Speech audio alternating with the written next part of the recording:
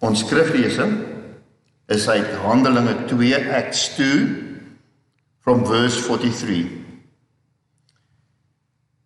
Die apostels het baie wondertekens gedoen, en dit het almal met diep ontzag gevul. Al die gelowiges was eensgesind, en het alles onder mekaar gedeel. Hulle het hulle grond en besittings verkoop en die geld aan almal uitgedeel volgens elkeen se behoefte. Hulle het almal elke dag getrou by die tempel by mekaar gekom, van huis tot huis die gemeenskaplike maaltyd gehou. Hulle kos met blydskap en in eenvoud geëet, en God geprys. Die hele volk was hulle goedgesind, en die Here het elke dag mense wat gered word, by die gemeente gevoeg. En die Here het elke dag mense wat gered word, by die gemeente gevoeg.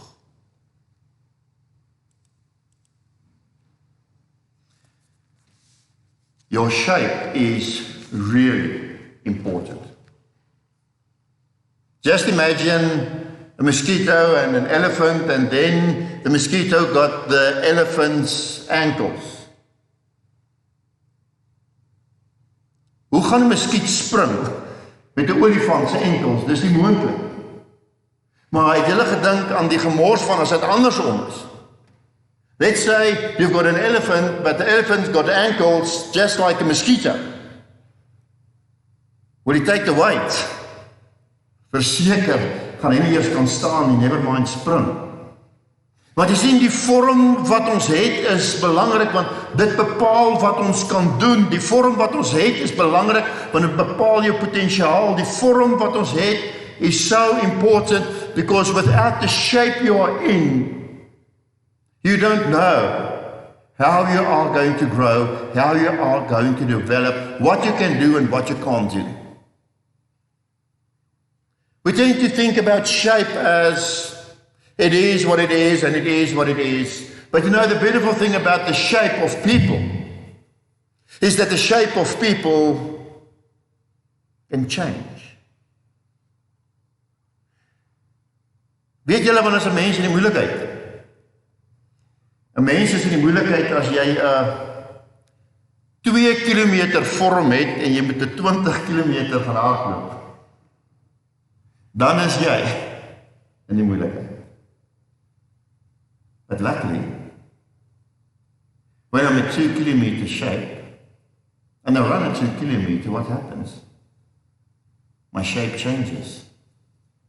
And then before long I will find I will have a 5K shape and a 10K shape, and then hopefully I will have a 20K shape, and I will be able to run the race of my life. Because that's the way God created us. Dat ons nie net hierdie een vorm het en almal net presies dieselfde is en presies dieselfde lyk en presies dieselfde kan doen nie, maar dat elke een van ons hierdie unieke spesiale vorm het en dat hierdie vorm nog veranderbaar is.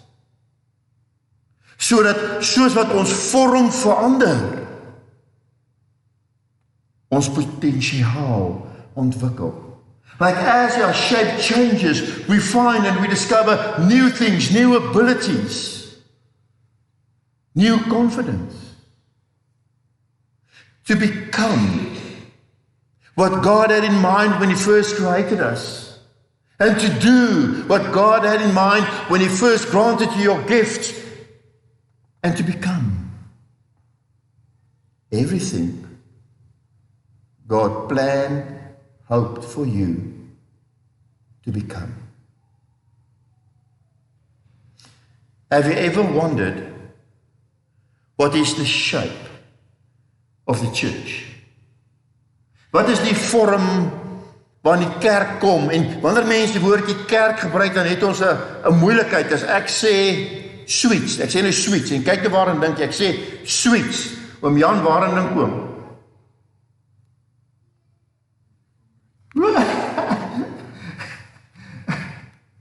Chocolate. Hanlie, waarom dink jy? Sweet. Nie chocolate nie, waarom dink jy? Jan, waarom dink jy? My ouma het sulke suurklontjies gehad. En as ek nou sê, ons gaan oor sweets praat, dan het elkeen iets anders in sy gedagte, maar ons elkeen gaan met dit in ons gedagtes anders respondeer. As ek my ouma se suurklontjies dink, dan gaan ek my gesig so trek. As ek aan chocolates dink, dan gaan ek sê, ek soek nog een. As ek aan licorice dink, dan sê ek, o, dis 'n goeie geskenk vir iemand anders. Kerk is net so. Sometimes when we mention the word church and the ideas that come up in your head is ideas that make us say, no, I don't know. Or sometimes when we say the word church, we say, oh, what a great place to be. I just need to be there. Or we think about church, we say, church, a great gift for others, but not for me. What's the shape of the church? How Jesus intended it to be. And then we see the one thing on the shape that hasn't changed through all the years there have been a church. Die een ding van die kerk wat nooit verander het, reg van die begin van die kerk af tot nou, is dat die kerk bestaan uit mense. Van die begin van die kerk, van die eerste gemeente af staan daar, God het mense in die kerk saamgevoeg. Want wanneer ons in die kerk sit, dan sit ons en dink aan hierdie twee goed wat eintlik soos 'n noord en 'n suid van 'n magneet is. Van God wat aan die ene kant is en die mense wat aan die ander kant is, en ons weet nie hoe hulle heeltemal by mekaar kom nie, want God is vir ons alles wat goed is, het ons bely, God is vir ons alles wat mooi is, en God is vir ons alles wat reg is, en dan het ons mense, en ons weet ons mense, so anders as wat God is. En dan het die kerk hierdie magneet idee dat dit wat teenoorstaandes is, God gemaak het, dat dit in die kerk by mekaar kom. Hoekom? Dan word God sigbaar in mense se lewens. Then people can see, experience the goodness of God through fellowship.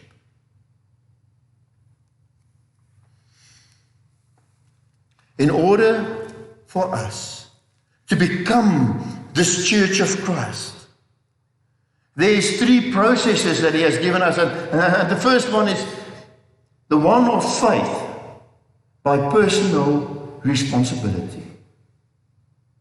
Het julle al ooit met iemand gaan praat wat gesê het, hoor hierso, ek weier om in te skakel, ek weier om kerk toe te gaan, ek weier om hierdie goeders te doen, en jy vra vir hulle, hoor hierso, maar sê net vir my hoekom, dan het hulle altyd 'n goeie rede. En die hulle meeste goeie rede is waarskynlik om die vinger te wys na die kerk. Om die vinger te wys na iemand in die kerk. Want iemand het ergens iets gesê, iemand het ergens iets gedoen, en ergens is daar 'n besluit geneem. Maar ons vergeet dat vir jou lewe is net jy verantwoordelik. Dink vir 'n oomblik daaraan. Jy is in die see en jy skree jou longe uit. Die lewensredder wil my nie kom haal nie, die lewensredder wil my nie kom haal nie. Hoe tragies is dit om te verdrink, daar waar jy eintlik self kon uitgespin het. For our life with God is personal. And it brings with us this personal responsibility in three things. In our life of prayer, in our scripture reading, and in our obedience. What do you think Christ meant when he told his disciples to count the cost? Wat het Christus gedoen toe hy op aarde was? Hoe het Christus sy disippels gevorm? Op 'n heel eenvoudige wyse. Hy het hulle geleer om te bid. Hy het hulle geleer wat die skrif sê, en hy het hulle geleer hoe om gehoorsaam te wees, en dit is die vormingsproses wat hy vir hulle gegee het, sodat hulle die disippels kan wees wat God in gedagte gehad het. Om hulle te roep, om hulle na die wêreld toe te stuur, waarvan u en ek vandag self die vrug dra. Kan jy sien? Hulle kon nie vir iemand anders die skuld gee. Maar dit is hulle wat ons Bybel lees, hulle wat ons bid, hulle wat ons gehoorsaam wees. Net soos in jou lewe. Het jy al die koste bereken van hoe dit gaan wees wanneer jy elke dag begin met die gebed vir die mense wat jy in daardie dag beplan om te ontmoet, en vir die dinge wat jy in daardie dag beplan om af te handel? Jy gedink, hoe gaan jou lewe begin anders te word wanneer jy van die kleinste tot die grootste dinge elke dag begin met God? Jy gesit en dink, hoe gaan jou lewe verander wanneer jy nie meer tevrede is net om 'n versie vir die dag te doen? Hoe gaan jou lewe verander when you set out to say, I not just want to read, I want to understand the Bible. I want to grow in the faith. Have you ever wondered how your shape will changes when you decide to become radically obedient to what you've read in Scripture? When we must count the cost, we must not just count the cost of what you're going to get. Ons moet ook die koste bereken van wat sou gebeur as ons dit nie doen nie. Ek vra vir jy, toets dit. Kan jy waag om 'n week lank glad nie op jou knieë voor die Here te staan en te bid? Kan jy waag om nooit jou Bybel oop te maak? Kan jy waag om te sê, ek gaan leef en maak soos ek wil? Bereken die koste. My skoonma het altyd vir my gesê, wat het jy gedink gaan jy kry? Dan weet ek, sy was reg. Wat het jy gedink gaan jy kry? What do you think you're going to get when you're going to stop praying and stop reading Bible and stop taking responsibility for your own spiritual life? What do you think you're going to get? Maar weet jy wat sê Christus? Christus sê, wanneer jy my disippels is en my hierin volg, weet ek wat jy gaan kry. Jy gaan 'n anker kry. Jy gaan 'n standvastigheid kry. En veral, jy gaan 'n lewensroeping kry. But then in this first congregation, we start to notice a second process that is not the personal one, and the second process is simply the fellowship of believers that belong together. Want ons het gelees dat dit is nie per ongeluk dat ek en julle vandag hier saam is nie, want weet jy wat sê die Bybel, as jy die Bybel wil glo, die feit dat u vandag hier is en ek vandag hier is en hierdie boodskap vandag hier is omdat God dit bewerk het dat hy mense hier saam gebring het. Hoekom?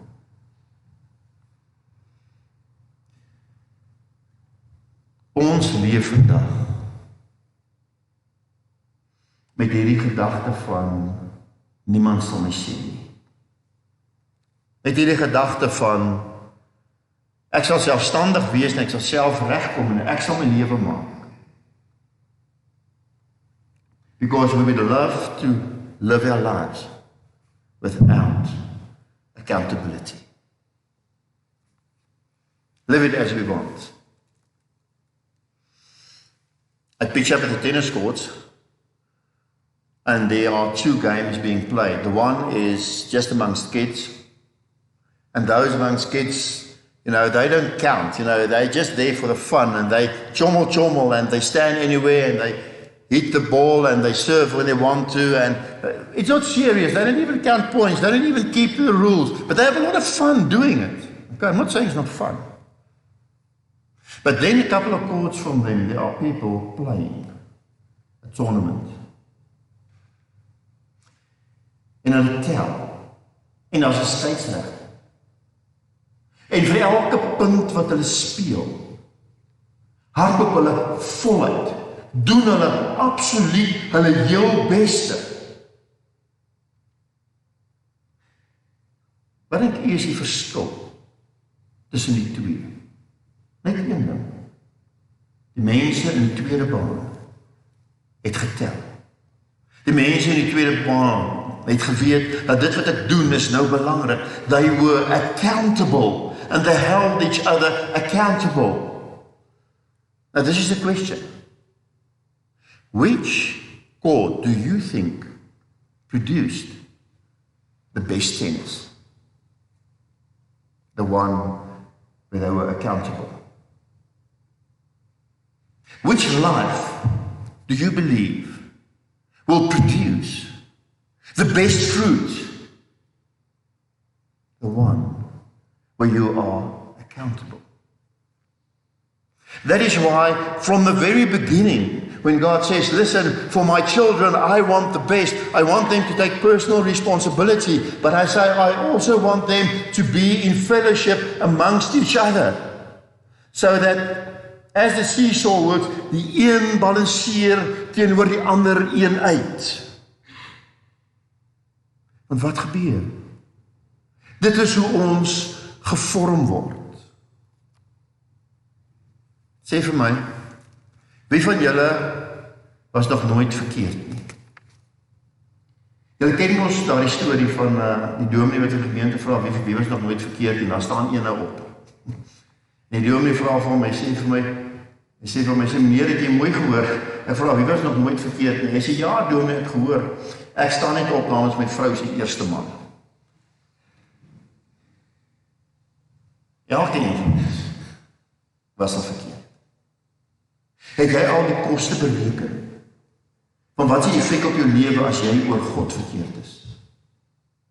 As jy oor die ewige lewe verkeerd is? As jy oor die verlossing verkeerd is? As jy oor die kerngeloofswaarhede verkeerd is? Of is jy so verwaand om te sê, ek is beter as ek Petrus? Kyk, Petrus het mos voor Cornelius gestaan en toe sê hy met hierdie mooi belydenis, sê ek besef nou eers.